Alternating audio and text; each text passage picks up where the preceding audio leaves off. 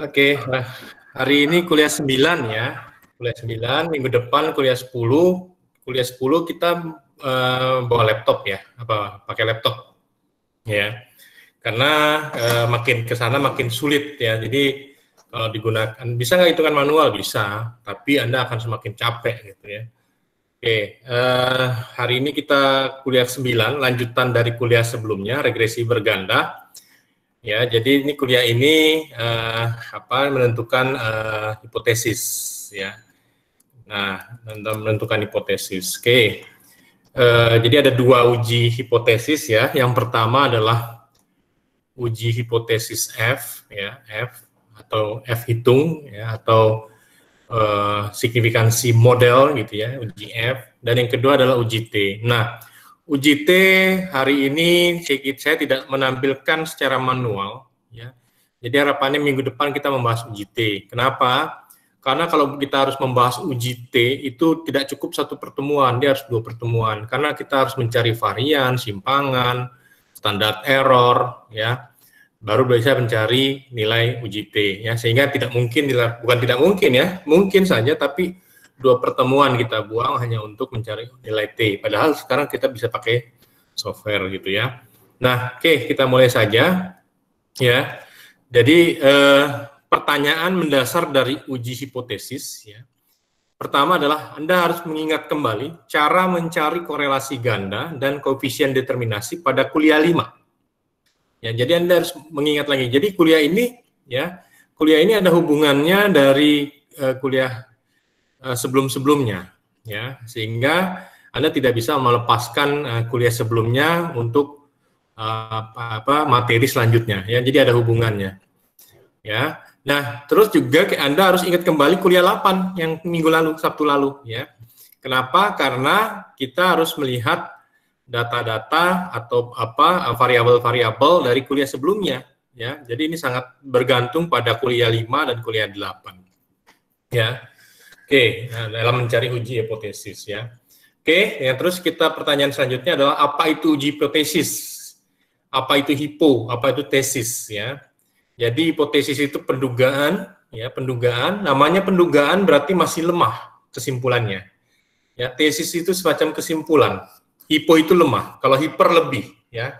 Jadi kalau hipo itu lemah, tesis itu semacam kesimpulan. Ya, jadi hipotesis itu artinya apa? Kesimpulan yang masih lemah gitu ya. Kesimpulan yang masih lemah. Nah, namanya kesimpulan yang masih lemah berarti kita harus mencari kepastian. Ya, harus mencari kepastian ya. Jadi ya hanya bisa menduga-duga. Apa benar ya promosi itu pengaruh terhadap penjualan gitu ya? Apa benar harga berpengaruh terhadap penjualan? Kan masih hipotesis semua, masih duga-duga aja. Ya, kalau Anda pemilik perusahaan, benar nggak sih mengeluarkan dana 1 miliar akan mendapatkan keuntungan 10 miliar? Benar nggak sih? Nah, itu kan dugaan, menduga-duga. Benar nggak sih kalau dinaikin harganya maka penjualan akan turun? Benar nggak sih? Gitu ya, itu pendugaan.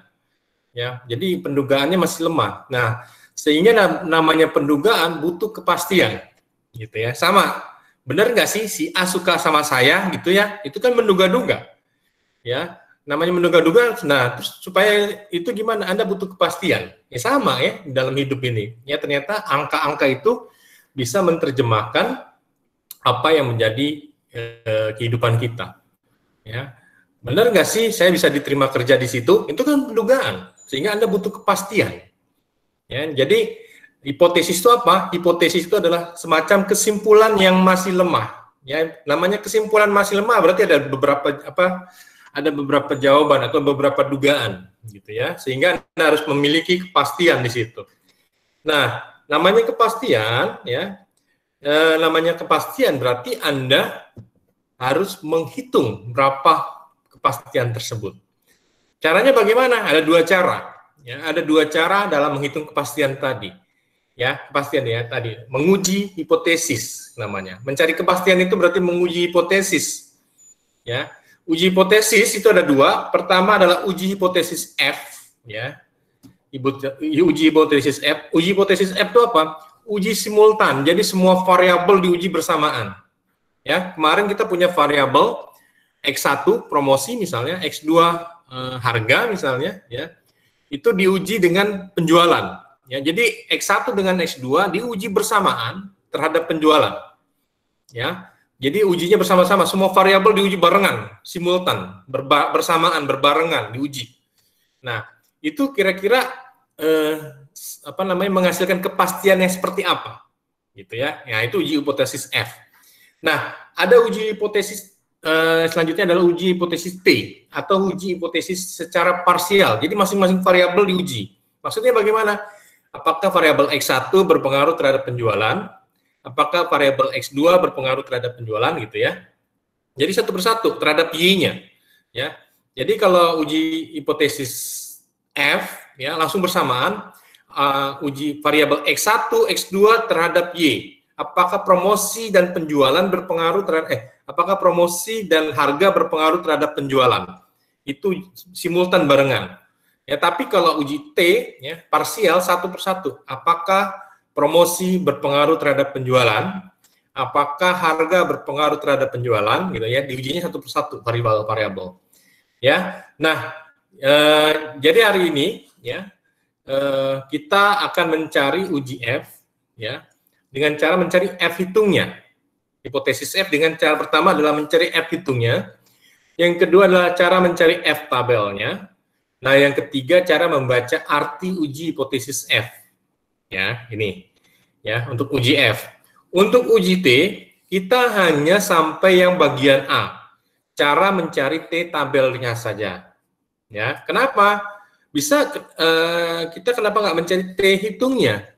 Ya, T hitung kita masukkan ke dalam kuliah ke-10 saja dengan software. Ya, kenapa? Ini butuh 2 pertemuan untuk membahas yang B.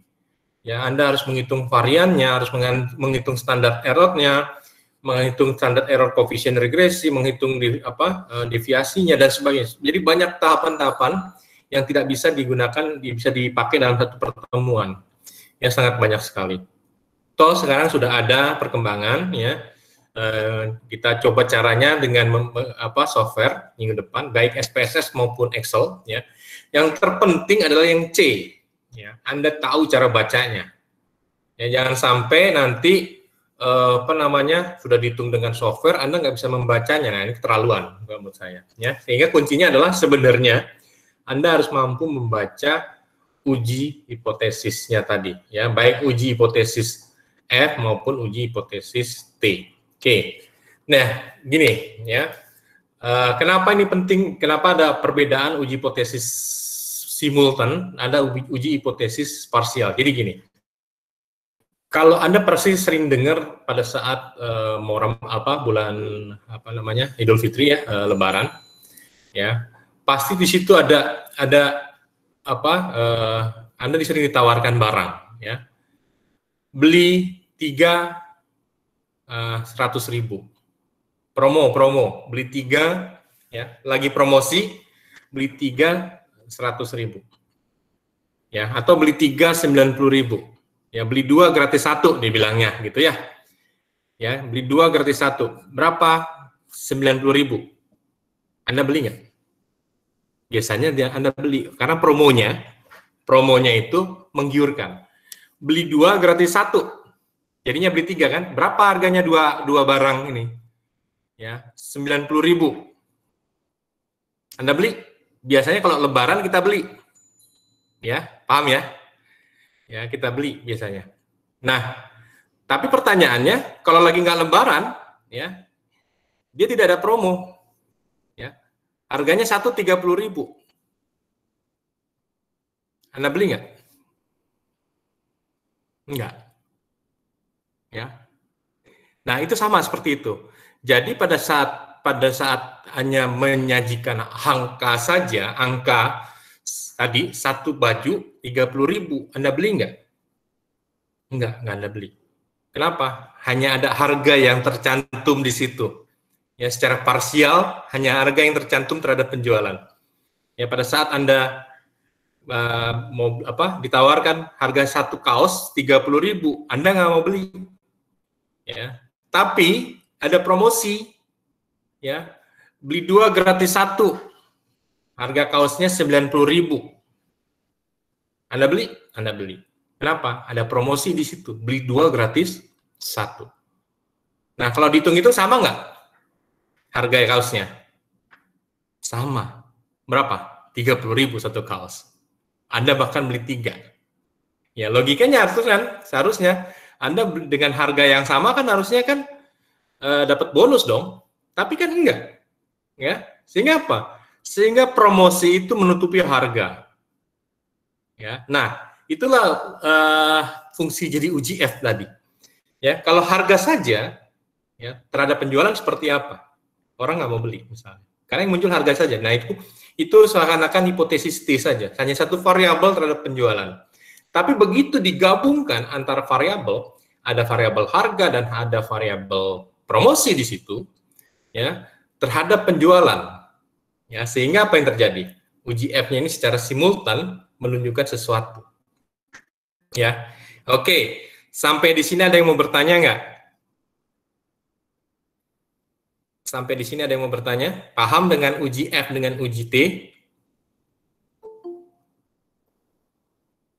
Ada yang mau bertanya? Sudah jelas semuanya? Ya. Oke, kalau sudah jelas, kita ke berikutnya, slide berikutnya. Oke ya. Jadi Anda harus pertama tadi ya, Anda harus paham dulu apa itu uji hipotesis dan kenapa perlu, ya. Oke.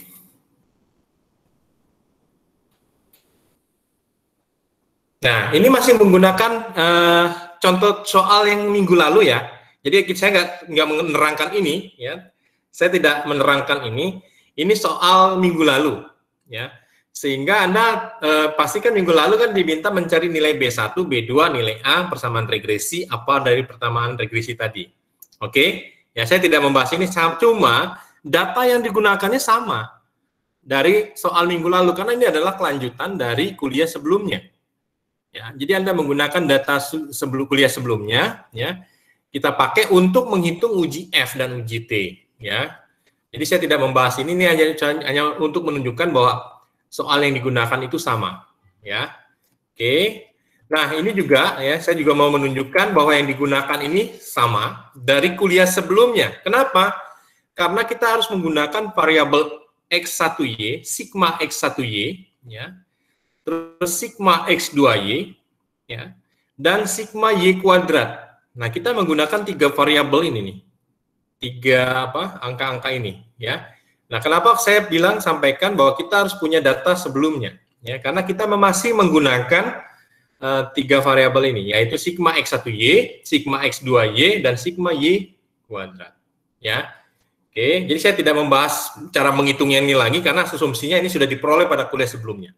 Ya, jadi kuliah ini adalah kelanjutan dari kuliah sebelumnya. Nah, sehingga nanti ketemu nilai B1-nya kita juga akan pakai, ya. Nilai B2-nya juga kita akan pakai. Ya. Jadi ingat sigma X1Y, sigma X2Y, sigma Y kuadrat, B1, B2 kita akan pakai dalam mencari nilai uji F nanti, ya. Ini akan kita pakai, ya. Oke. Nah, ini dipakai kenapa ini kita lihat di sini, ya. Koefisien berganda dan koefisien determinasi dengan 2 variabel independen. Ya.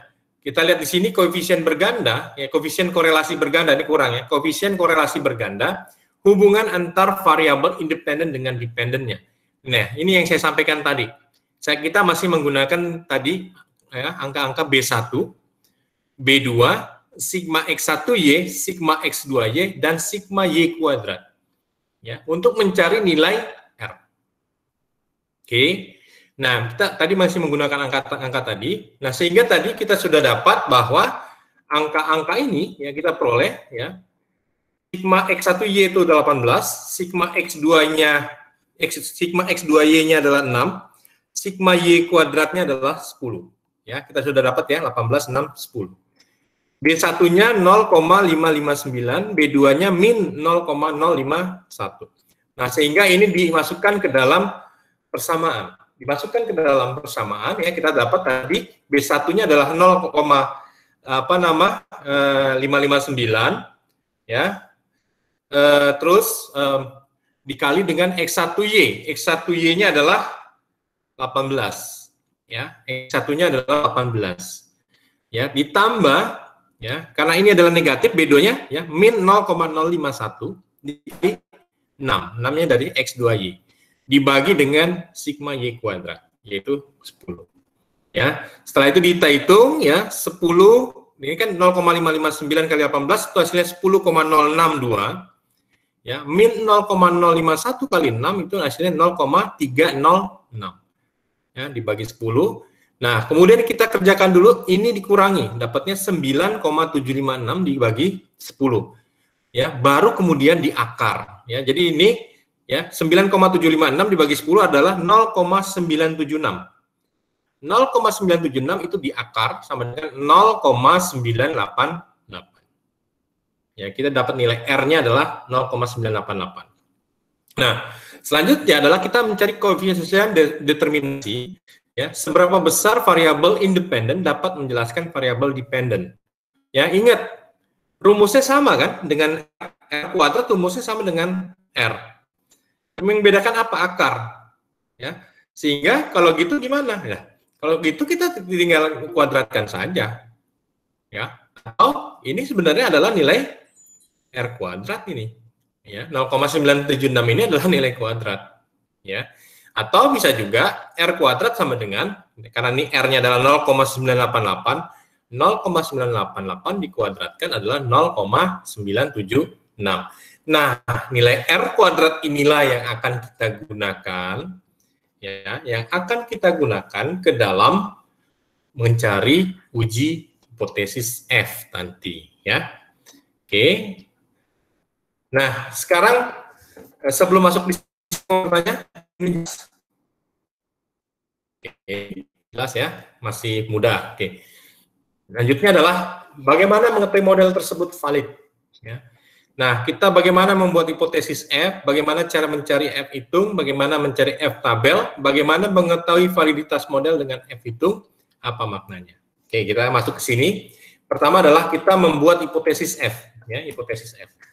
Nah, membuat hipotesis uji F, ya, hipotesis, ya, kita lihat datanya dulu ya, kita lihat datanya dulu, ya, datanya yang ini, oke ya, ini datanya. Ya, ada promosi X1, ada harga X2, ada penjualan Y. Ya.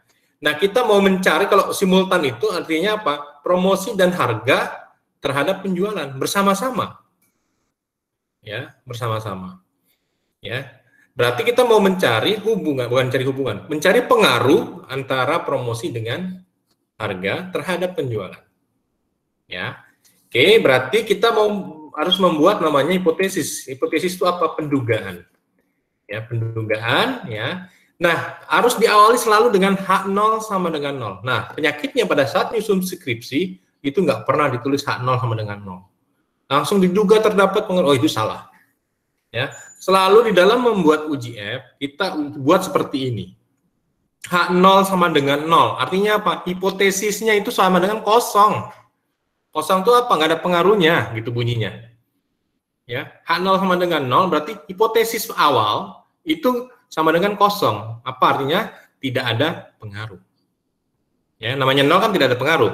Nah, sehingga hipotesis H0 sama dengan 0, ya, selalu menulisnya seperti ini. Diduga, karena ini pendugaan ya, diduga tidak terdapat pengaruh. Ya, secara simultan. Kenapa saya garis bawah? Karena ada perbedaan antara uji F dengan uji T nanti. Kalau Anda membuat uji F, harus ada kata-kata secara simultan. Ya, kalau enggak, nanti menjadi salah, menjadi bias, karena dianggapnya adalah uji T. Ya, sehingga Anda harus menulis diduga tidak terdapat pengaruh. Kenapa tidak terdapat? Karena sama dengan 0. Hipotesisnya sama dengan 0. Ya, artinya tidak ada pengaruh. Ya, berarti tidak terdapat pengaruh secara simultan antara variabel independen. Apa variabel independennya? Tadi, promosi dan harga. Ya, terhadap penjualan. Gitu ya. Nah, kenapa cuma promosi dan harga? Karena yang didata cuma ada 2, promosi dan harga. Ya, terus gimana kalau ada 4P? Promosi, price, place, and apa satu lagi? Produk. Berarti 4 di sini. Gitu ya. Jadi tergantung datanya, tergantung Anda mencari datanya. Ya, kalau di situ contoh kasusnya hanya ada 2 variabel independennya atau variabel X, X1 dan X2. Ya, Y-nya apa? Penjualan. Gitu ya. Ya, jadi kenapa kalau terus bisa nggak kalau ada 7? Bisa aja 7P misalnya. Ya. Jadi saya memberikan contoh nih 2 ya. Tuh ya. Oke. Nah, terus yang selanjutnya karena ini adalah hipotesis pertama berarti tidak ada pengaruh. Hipotesis selanjutnya itu ada pengaruh lawannya. Ya, kenapa H3? Nah, gini, ya. Kenapa H3? Karena biasanya ya uji H1 itu digunakan untuk variabel H1 dan H2 digunakan untuk uji T. Kenapa 1 dan 2? Karena H1 itu untuk promosi, H2 itu untuk harga. Gitu ya. Nah, jadi kita lihat di sini, di sini variabelnya H1 X1-nya sudah dipakai, X2-nya sudah dipakai, yang belum adalah X3, H3. Ya, sehingga kita tulis di sini variabel X-nya ada 2 kan? Ya, X1, X2. Berarti ini digunakan secara parsial. Berarti yang simultannya adalah H3. Berarti kita pastikan saja dia H3. Kenapa? Karena X1 untuk promosi, X2 untuk harga. Nah, kalau yang H3 untuk simultannya, X1 dan X2 secara bersama-sama. Maka kita sebut dengan H3 di sini. Ya. Jadi kalau misalkan ada 4P bagaimana? Berarti di sini H5. Karena P-nya ada 4, ya. Terus kalau ada 7P bagaimana? Berarti di sini H8. Gitu ya. Ya tergantung berapa jumlah X-nya. Ya, berarti jumlah X plus 1. Ya, jadi kalau X-nya ada 2, berarti 2 tambah 1 jadinya H3 gitu ya. Nah, H3 tidak sama dengan 0. Artinya apa? Artinya hipotesis yang ini, hipotesis yang ketiga ini bahwa itu tidak mungkin sama dengan 0 diduganya. Ya. Pendugaannya bahwa tidak mungkin sama dengan 0. Makanya dilambangkan tidak sama dengan.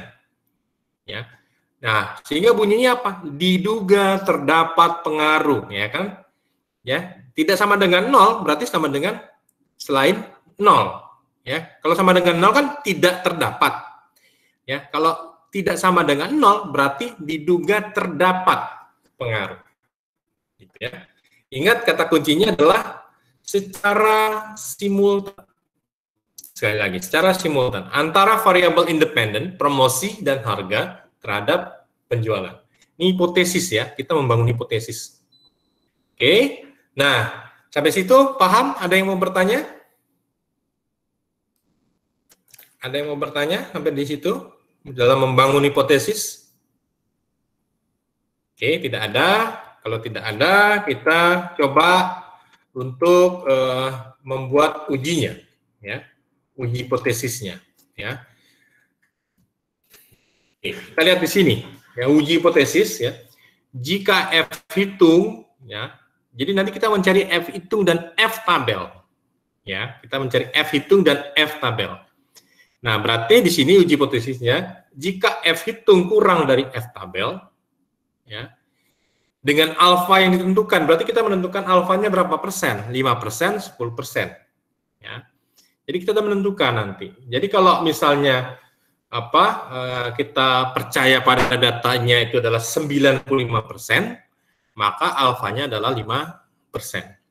Ya. Jika kita percaya datanya itu adalah 90%, maka alfanya adalah 10%. Ya. Jadi kita tentukan nanti alfanya, ya, tergantung penelitiannya. Kenapa? Jadi ini berhubungan dengan sampling yang Anda gunakan. Ya, contoh logika begini, ya. Di kelas Anda ada 100 orang, ya, ada 100 orang. Nah, Anda mau percaya pada data 95%. Berarti berapa orang yang Anda ambil? Sebanyak 95 orang. Ya. Artinya apa? 5 orang nggak keambil. Nah, 5 orang inilah yang diduga, yang menyebabkan error nantinya. Ya. Begitu juga yang misalnya Anda mengambil 90 orang, berarti data itu Anda percaya 90%. Kenapa? 10% kita anggap error. Gitu ya. Nah, berarti kita tentukan dengan alfa yang mana, ya? Bisa 5% atau 10%. Ya. Nah, kita patokannya adalah jika F hitung kurang daripada F tabel nanti, maka pilih hipotesis pertama, H0 sama dengan 0. Kenapa? Karena dia lebih kecil daripada F tabelnya. ya, maka hipotesis pertama lah yang dipilih. Nah, yang kedua, jika F hitung lebih besar sama dengan F tabel, maka pilih hipotesis kedua. Ya.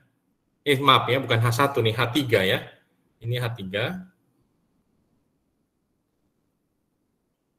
Ya, ini H3 ya. Jadi Anda langsung tentukan hipotesis kedua.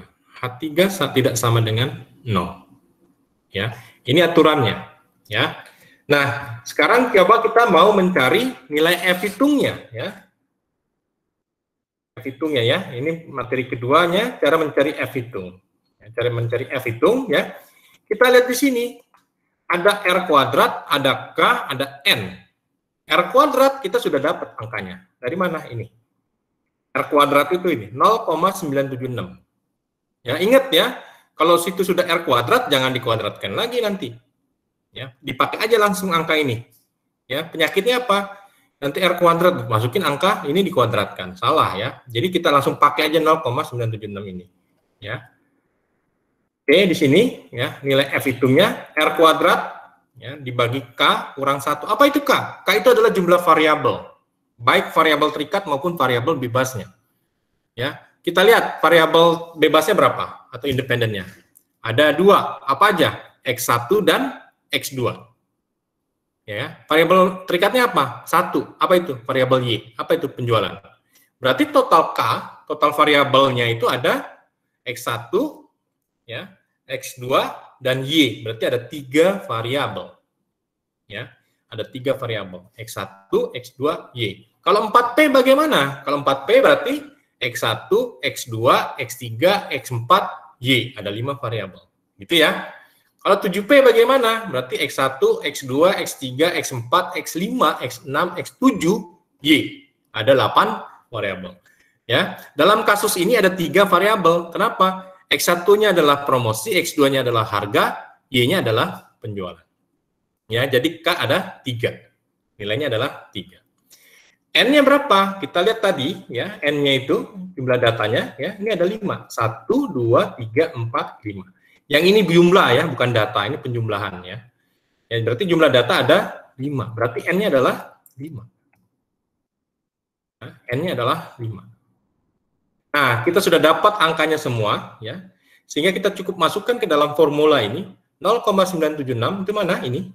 R kuadratnya ya, dibagi dengan K. K-nya berapa? 3 kurang 1. Ya. Terus dibagi 1 dikurang R kuadrat. 1 dikurang 0,976 ini. Ingat ya, jangan dikuadratin lagi. Penyakitnya adalah dikuadratin lagi sehingga hasilnya pasti salah. Ya. Ya kalau kita sudah masukkan R kuadrat ya udah langsung aja nilainya. Ya, jangan dikuadratkan lagi. Ya, dibagi N, N-nya adalah 5 tadi jumlah data, dikurang K, K-nya adalah ini, 3 variabel. Ya, setelah dihitung-hitung, ya, 0,976 dibagi 2 itu hasilnya 0,488. Ya, 0,024 dibagi 2 itu adalah 0,012. Ya. Itu hasilnya adalah sama dengan 40,67. Ya, 40,67. Kalau di software kenapa? Ya karena di sini ada pembulan. Hitung-hitung ini angkanya panjang nih, ada 10 digit lebih. Ya, tapi kan nggak mungkin kita tulis semua, ya. Sehingga kita pakai 3 angka di belakang koma saja boleh, 2 angka di belakang koma juga boleh, ya tidak masalah. Ya hasilnya 40,67. Ini adalah F hitungnya. Nilai F hitungnya adalah 40,67. Ya, oke. Mencari F hitung ada pertanyaan? Paham? Oke, kalau nggak ada pertanyaan, kita ke next slide. Nah, selanjutnya adalah mencari F tabel ya. Ini yang poin 3, mencari F tabel. F tabel ya, ini Anda bisa download di internet, cari F tabel. Ya, download F tabel gitu ya. Anda akan muncul nilai F tabel. Nanti ada F tabel macam-macam, ada yang 5%, ada yang 10% ini. Kita lihat di sininya. 5% atau 10%. Ya. Tergantung pada penelitian Anda nanti. Ya, tadi yang saya bilang alfanya berapa? 5% atau 10%. Ya. Dalam kasus ini saya menggunakan 5% misalnya. Ya. Gitu ya. Jadi nanti tergantung penelitian Anda 5% atau 10%. Oke, nah kita download F-tabel untuk yang 5%, berarti 0,05 sama dengan 5% ya. Ingat, ke kanan itu adalah DF1, ini ke kanan adalah DF1, ke bawah itu adalah DF2. Apa itu DF? Degree of freedom, derajat bebas. Ya, DF1 ke kanan, DF2 ke bawah. Nah, DF1 rumusnya adalah K kurang 1. Ingat, K itu apa? Jumlah variabel. Ya, jumlah variabelnya berapa tadi? 3. Berarti 3 kurang 1 sama dengan 2. Berarti kita cari ke kanan sebanyak 2. 1, 2. Ya, ini berarti di sini ya. Oke. Nah, DF2, N kurang K. N itu berapa? N itu adalah jumlah data. Berapa nilainya? 5. Ya, K itu apa? 3. Ya, berarti 5 kurang 3 adalah 2. Berarti kita cari 2-nya ke bawah. 1, 2. Sehingga kita dapat angka 19 di sini. Ke kanan 2, ke bawah 2. 19. Ya. Nah, kita dapat F tabelnya itu sebesar 19. Ya, ingat F tabelnya sama dengan 19. Ya, ini. Ya, kita cari ke kanan 2, ke bawah 2, dapatnya 19. Oke. Nah, berarti kita harus lakukan tahap selanjutnya adalah mengetahui validitas model dengan F hitung. Ya. Nah, kita lihat di sini diketahui nilai F hitung tadi 40,67. F tabel 19. Kita bandingkan tadi, ya. Jika F hitung lebih besar sama dengan F tabel, ya, dengan alfa 5%, maka pilih hipotesis kedua. Ya, hipotesis kedua apa tadi? Hipotesis kedua kan yang ini. Ya, ini. Jadi kita tinggal pakai yang hipotesis tersebut. Ya. Sehingga bunyinya menjadi ya, yang ini, yang merah, yang saya beri warna merah ya. Hipotesis keduanya adalah H3 tidak sama dengan 0. Saya beri warna merah.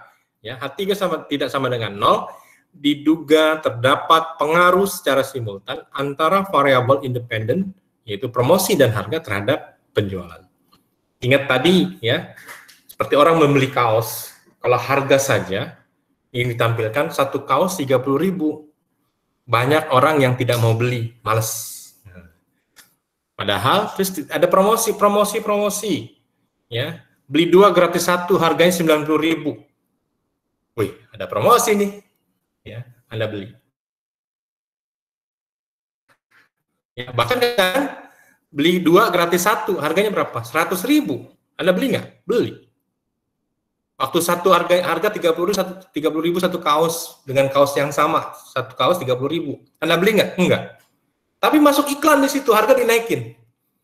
Ya, masuk iklan di situ, harga dinaikin secara bersama-sama ya. Pada saat bersamaan, harga saya naikin tapi ada promo. Ya, beli 2 harga 3 kaos 100.000. Ya. Beli 2 gratis 1, Anda beli dengan harga 100.000, Anda beli. Logikanya gimana?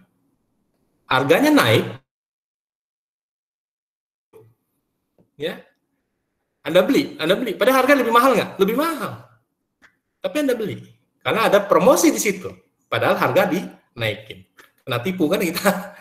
Ya kan sering kan Anda ke mall-mall itu all hitam misalnya, ya semua warna hitam gitu. Nah, harga sekian, Anda beli nggak? Anda beli, lagi promo nih, lagi promo. Padahal harganya sudah dinaikin. Tertutup dengan apa? Dengan promosi. Harga yang dinaikin itu tertutup dengan promosi.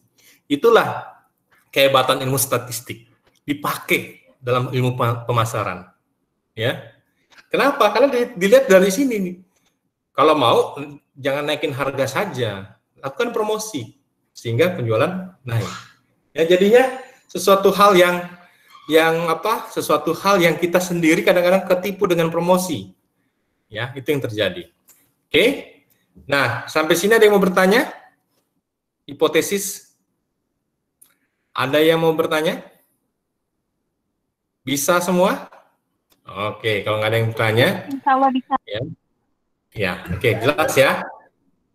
Oke, selanjutnya kita yang berikutnya, ya. Jadi uji hipotesis F sampai di situ ya. Jadi ingat ya, pokoknya kenapa ilmu parsial uji T itu satu persatu, kenapa ilmu simultan itu bersama-sama yang digunakan. Nah, itu ilmu statistika yang digunakan untuk bisnis, ya. Di mall-mall sering terjadi kan. Ya, sama nih beli Yakult misalnya, kalau beli satu harganya 2.000. Ya, beli 4 10.000, lagi promo Bu, beli 3 gratis 1, Anda beli nggak? Anda beli, padahal harga sudah naik 500. Ya, kena tipu aja kita. Ya, itulah hebatnya ilmu statistik dalam pemasaran ya. Ya, ternyata setelah dites-tes pengaruh tuh secara simultan, promosi mempengaruhi penjualan gitu ya. Oke. Nah, hari ini yang uji T ya, karena teknik perhitungannya sangat panjang sekali, bisa, cuma kuliah kita kan hanya 10 pertemuan, ya tidak 14 pertemuan, sehingga saya skip saja, nanti kita gunakan software aja untuk uji T-nya, ya, untuk T hitungnya, tapi kita membangun hipotesisnya dulu untuk uji T, dan mencari T tabel, ya, kita bangun. Jadi kuliah minggu depan kita bisa langsung input data, ngolah data, dan kita tes hasilnya sama apa tidak. Oke, ya. Kita membuat hipotesis uji T, ya, hipotesis uji T untuk secara parsial. Parsialnya itu seperti ini. Dengan cara yang sama, kita harus membuat H0 sama dengan 0. Artinya apa? Diduga hipotesisnya itu adalah kosong. Kosong itu apa? Tidak terdapat pengaruh. Ya, ingat di sini. Tidak terdapat pengaruh. Oke, ya. Nah, kita lihat di sini ada kata-kata secara parsial. Beda ya dengan yang tadi uji F. Kalau uji F itu secara simultan. Di sini ada kata-kata secara parsial. Ya, secara parsial di garis bawahi. Ya, artinya apa? Satu persatu antara variabel promosi dan harga terhadap penjualan. Ya, secara parsialnya disebut, jangan lupa. Ya, kalau tadi simultan bareng-bareng nih. Pada saat kita naikin harga, kita juga promosi, itu bareng-bareng, itu simultan namanya. Ya.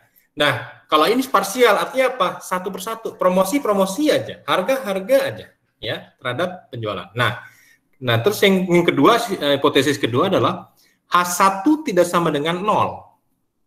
Artinya apa? Berarti hipotesis yang pertama, ya, itu tidak mungkin kosong. Berarti apa? Ada isi, ada pengaruh. Ya, tidak mungkin kosong, berarti ada pengaruh. Sehingga H1 tidak sama dengan 0, diduga terdapat pengaruh di sini. Terdapat pengaruh, ya, karena tidak sama dengan 0. Ya. Secara parsial itu satu persatu, ya, antara variabel promosi terhadap penjualan. Ingat tadi, ya, satu per satu. Kalau yang sebelumnya H3, promosi dan harga. Ya. Karena ini adalah parsial, berarti satu persatu. Promosi terhadap penjualan. Hipotesis kedua, H2 tidak sama dengan 0. Diduga terdapat pengaruh secara parsial antara variabel harga terhadap penjualan, ya. Beda ya. Nah, makanya di sini H1, H2, ya. Di uji F tadi H3 gitu ya. Oke, kita lihat uji hipotesisnya sama dengan F hitung dan F tabel, sama persis. Cuman yang membedakan apa? Variabelnya satu persatu. Ya. Jika T hitung kurang dari T tabel dengan alfa yang ditentukan, ya, tadi kita sudah terangkan 5% dan 10%, bagaimana menentukannya, maka pilih hipotesis pertama. Ya, H0 sama dengan 0. Jika T hitung kurang dari T tabel, sekali lagi. Ya. Pokoknya kalau T hitung kurang dari T tabel, langsung aja H0 pilih. Ya, dengan cara gampang. Ya, cara pas menjawab skripsi pun sama. Jadi kalau ada ujian skripsi, dibolak-balik Anda dengan pernyataan seperti ini, Anda sudah punya kepastian, pokoknya kalau T hitung kurang dari T tabel, mau jawabannya kayak apapun, itu H0 gitu ya, sama dengan 0. Ya, kalau T hitung kecil dari T tabel, itu sudah pasti H0 tuh. Jadi kalau mau dibolak-balik nanti saat pertanyaan ujian sidang, Anda sudah punya kepastian. Ya, F hitung juga kalau lebih kecil daripada F tabel, maka H0, udah itu jawabannya. Ya, ini itu triknya, saya kasih kuncinya. Ya, oke. Nah, terus jika T hitung lebih besar sama dengan T tabel, dengan alfa yang ditentukan, ya, maka pilih hipotesis kedua maupun ketiga ya, H1 sama dengan tidak sama dengan 0 atau H2 sama dengan tidak sama dengan 0. Ya, hipotesis kedua dan ketiga nih maksudnya ya, ini kurang juga ya. Ini kedua dan ketiga.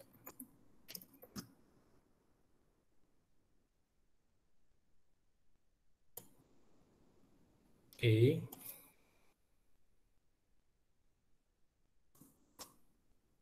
Ya. Jadi gitu ya. Anda bisa pilih hipotesis kedua dan ketiga. Oke. Nah, cara mencari T tabelnya, ya, lihat. Ya, jadi Anda juga nanti mendownload T tabel. Ya, Anda download T tabel. Ingat, download T tabel. ada dua sisi di sini, ya. Ada namanya tail. Tail itu ekor, ya. Yang di atas ini adalah satu sisi untuk 5%, 10% untuk satu sisi, ya. Yang biru ini untuk dua sisi. Maksudnya apa? Ingat, nih kuliah keberapa ya? Saya lupa itu. Jadi kayak misalnya pendidikan, ya. Biasanya semakin tinggi tingkat pendidikan, maka dia semakin pandai.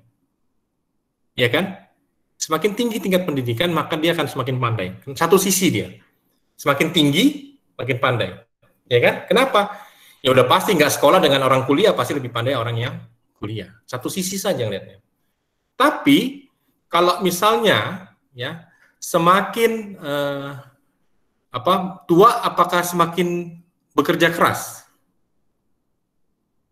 Ya enggak. Udah lewat umur produktifnya, di atas 55 tahun, suruh kerja keras apa dia mati bisa kan gitu ya. Ya, sehingga semakin tua tidak mungkin semakin kerja keras. Ya, umur 70 apakah ya semakin bekerja keras. Begitu juga, semakin muda maka semakin bekerja keras. Ingat, kurang dari 10 tahun apakah semakin muda semakin bekerja keras? Mati juga tuh anak kan gitu ya. Nah, sehingga itu disebut dengan dua sisi, ya, tidak mungkin satu sisi. Ya, jadi itu dua sisi, ya, sisi ke kanan dan sisi ke bawah, gitu ya. Nah, paham sampai situ ya? Oke. Nah, kalau kita tidak tahu ini masuk satu sisi atau dua sisi, kita nggak usah khawatir. Kita ambil saja yang dua sisi. Kalau kita nggak paham, ini masuknya kategori variabel satu sisi atau dua sisi. Ya, kita ambil saja secara umum, dia variabel dua sisi. Ya, jadi kita tidak usah ragu ya. Jadi kalau misalnya, saya nggak tahu ini variabel satu sisi apa dua sisi, udah ambil aja yang dua sisi. Ya, karena kita anggap semuanya ada dua arah gitu ya. Ya, oke. Nah, rumusnya bagaimana? Kita tentukan alfanya 5% atau 10%. Ya. Karena kita pakai yang alfanya yang dua sisi, berarti kita yang biru ini ya yang kita pakai. Ya. Kita lihat yang di sini, 10% berarti 0,1, 5% berarti yang 0,05. Ini. Ya. Kita lihat di sini. Ya, terus yang kedua, tentukan DF. Kalau tadi DF1, DF2, kalau ini hanya DF. Rumusnya apa? N kurang K. Ini adalah 5, K-nya adalah 3, sama dengan 2. Berarti kita tentukan dulu, ini 5% misalnya. Ya, 5%.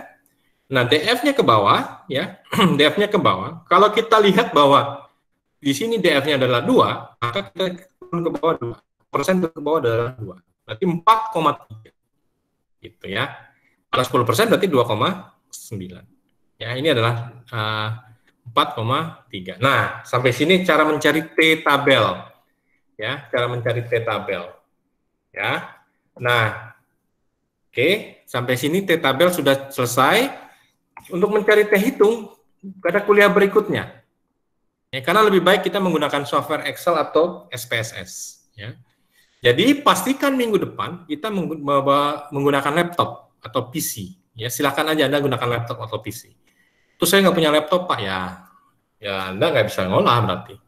Ya, karena nanti dalam membuat skripsi Anda juga harus pakai laptop ya. Ya, kalaupun nggak bisa, Anda bisa pinjam temannya atau bisa ke rumah temannya nantilah pada kuliah berikutnya. Supaya apa? Anda bisa mengolah data regresi uji hipotesis. Kenapa?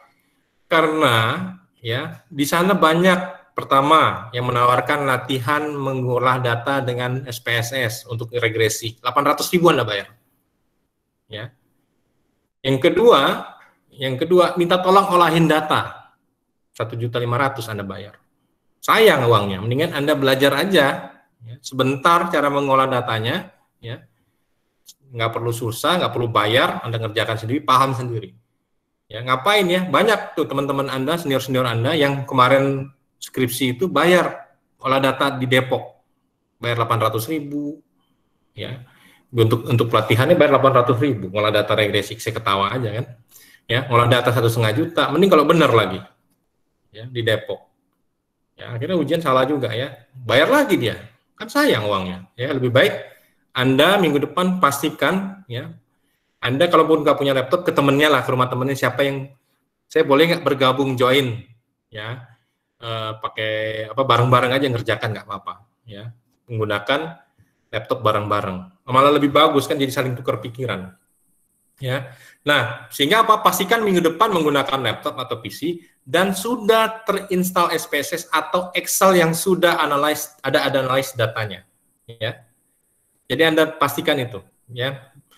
Kalau memang ini saya sarankan bisa pakai Excel, ya. Untuk menguji regresi berganda dan uji hipotesis. Tapi kalau mau belajar cara validasi data dan reliabilitas data ya harus SPSS. Nah, saya harap nanti masing-masing kelompok ya yang kuliah 1 dengan saya atau dengan Bu Yes, pastikan aja kita sepakat menggunakan SPSS atau Excel. Ya, supaya nanti pada saat kita ngolah data minggu depan ya semuanya misalkan SPSS ya sudah kita SPSS semua gitu ya, supaya kalau SPSS kita bisa belajar ngolah data mulai dari validitas, reliabilitas, korelasi, determinasi, regresi berganda, uji F dan uji T ya kalau SPSS. Tapi kalau Excel kita hanya bisa regresi berganda ya, korelasi, uji hipotesis. Ya, terserah aja. Pak mau tanya. Ya. Berarti kalau yang pakai install SPSS itu boleh dibilang lebih komplit ya Pak ya? Lebih komplit. Lebih komplit memang Bu. Ya. Jadi silakan aja, nggak apa-apa. Ya. Kita pastikan aja. Kalau memang hanya mau, saya Excel aja, nggak apa-apa gitu. Ya. Malah lebih cepat. Ya. Paling powerful tuh Excel memang. Ya. Tapi terbatas gitu ya, nggak semuanya bisa dikerjakan karena Excel itu bukan software statistik, di software analisis data gitu ya. Gitu. Oke ya. Nah kita pastikan untuk mencari T-hitung minggu depan. Oke. Ya jadi hari ini kita hanya latihan sampai uji F saja. Ya jadi gunakan data tugas Sabtu lalu, ikuti prosesnya dari mencari F hitung dengan bantuan materi kuliah sebelumnya untuk tadi ya. Sigma X1Y, Sigma X2Y, Sigma Y kuadrat, B1, B2 digunakan untuk mencari nilai F hitung ya, dari tugasnya minggu lalu ya. Nah, terus Anda cek tugas Anda sebagai bahan perhitungan latihan soal hari ini. Yang dilihat tugas minggu lalu, Anda coba hitung uji F-nya. Nah, jadi nanti tugas ini kan tugas minggu lalu nih. Ya, jadi Anda nggak diminta mencari regresi bergandanya lagi, enggak. Anda hanya menggunakan data hasil olahan minggu lalu, ya, Sigma X1Y, Sigma X2Y, Sigma Y kuadrat, B1, B2, gitu ya, untuk mencari nilai R, gitu ya. Nah, gunakan data latihan soal kuliah Sabtu sebelumnya. Nah, terus habis itu nilai R kuadratnya sudah dapat, Anda bisa membuat uji hipotesis F. Uji hipotesis bisa membuat uji hipotesis F ya tadi ya, diduga H0 sama dengan 0 diduga itu Anda buat. Anda bisa mencari nilai hitung F-nya ya. Nah, habis itu cari nilai F tabel. Ya. Nah, terus buat hipotesis uji F. Nah, minggu depan kita latihan soal untuk yang uji T dan semuanya deh. Kita mulai dari awal gitu. Oke, sampai sini ada pertanyaan?